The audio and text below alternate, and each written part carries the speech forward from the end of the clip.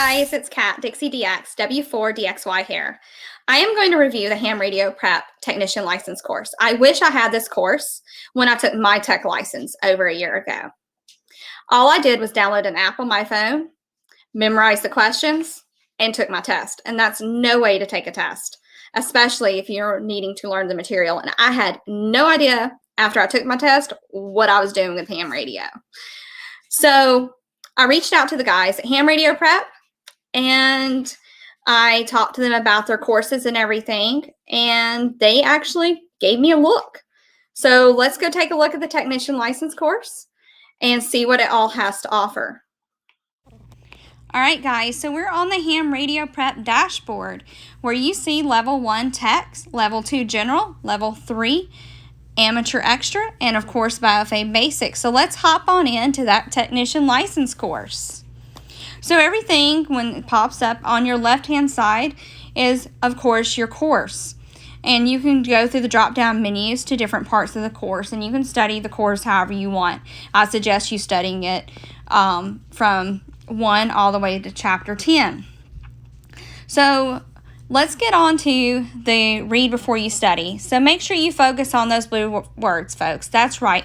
Focus on those blue words because those are actually going to be on the FCC license exam. As you're taking all your quizzes and everything, make sure you're passing it with 80%, including the practice exam, before you sit down to take your licensing exam. And at the as you pass your licensing, don't forget to take a picture of that completion of examination. Send it over to Ham Radio Prep so they can actually send you that free gift. Now, some clubs do offer, when you take your tech course, that upon passing it, that they will actually give you a free Biofame. So that way you actually start using the radio and learn how to use it as well. So don't forget about Ham Radio Prep's Biofame Basics course as well. Of course, there's going to be this disclaimer and disclosure saying that you have to have a valid license in order to operate a radio. So as we're going through, let's hop on over to the Introduction to Amateur Radio, where you see the FCC Part 97 regulations. What I like about Ham Radio Prep is that they also have chapter texts where you can actually read everything, but also our good friend Eric, Ham Radio Concepts, does the videos for the technician license course for Ham Radio Prep. So basically, if you like audio, if you like podcast, if you are one of those types of people that actually prefer to listen to things as how you study, this is a great option as well. So let's take a look at everything. Don't forget about that phonetic alphabet, because when you are operating that radio and you're saying CQ, CQ, CQ, and you're saying your call sign, like mine is Whiskey 4 Delta X-Ray Yankee, or sometimes people like to use sugar instead of Sierra.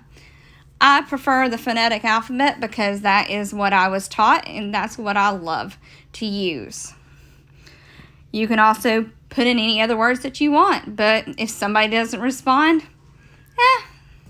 oh well.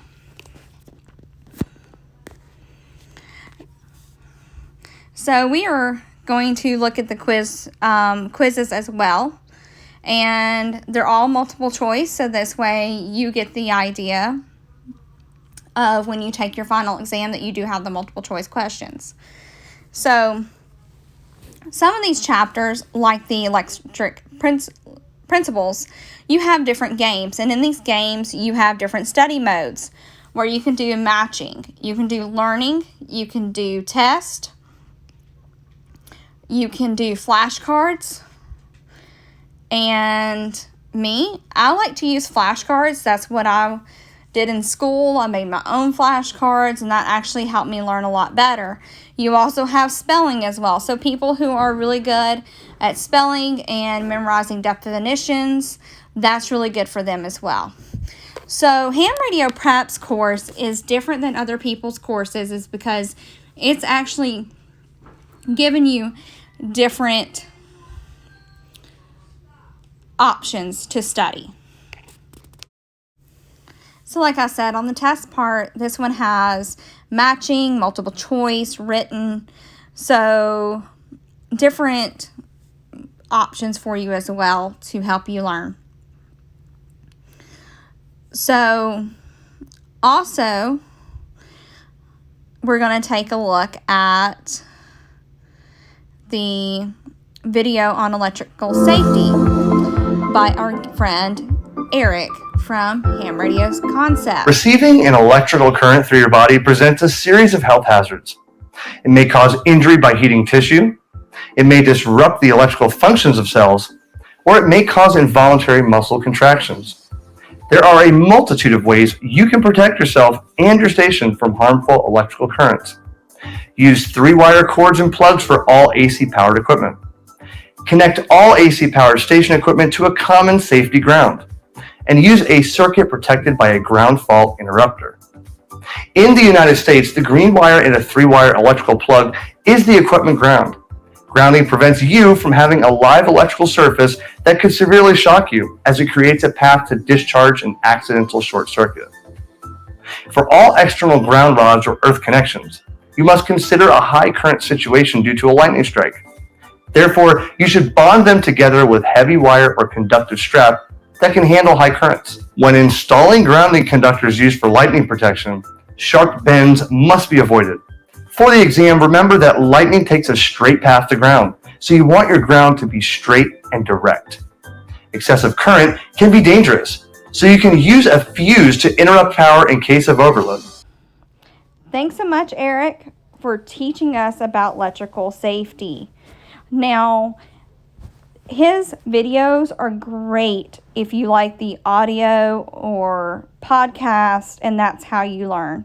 Also, the text is awesome because you're actually studying the material and it's helping you understand it a lot better than just reading the questions and memorizing the answers to those questions.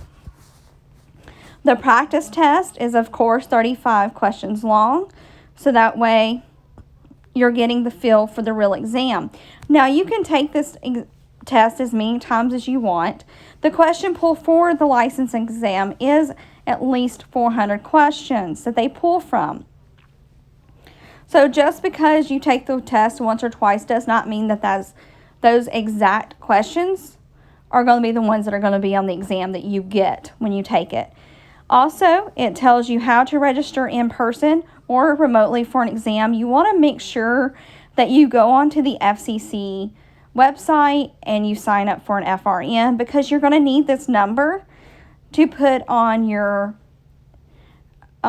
information and your paperwork in order to take the exam. And they also help you find remote licensing. So if you don't want to go in person and you want to take it online because of COVID issues or anything like that, then it allows you to go find places where you can take it remotely online. So don't forget about the student satisfaction survey, claiming your student appreciation gift.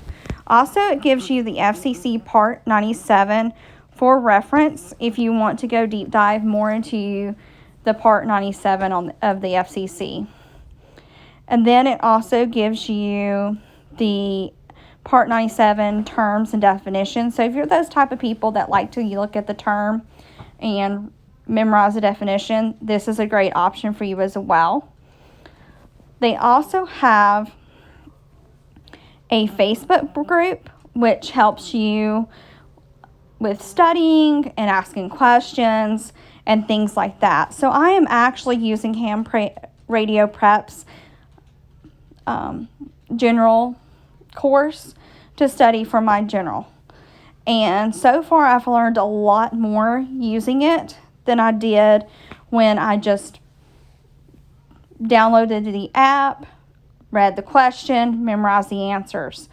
So again, it's all about the way you learn. So if you're one of those people who can memorize the correct answer, then this is still good for you because you still have the multimedia and things like that. And if you like audio podcasts, the video explains it as well. So again, this is a great course for you to study for your tech, your general, and your amateur extra. So don't forget to go check this website out, hamradioprep.com. And don't forget to like and subscribe to my channel. Hit that notification bell. And I'll see you on my next video. Thanks so much for watching, guys.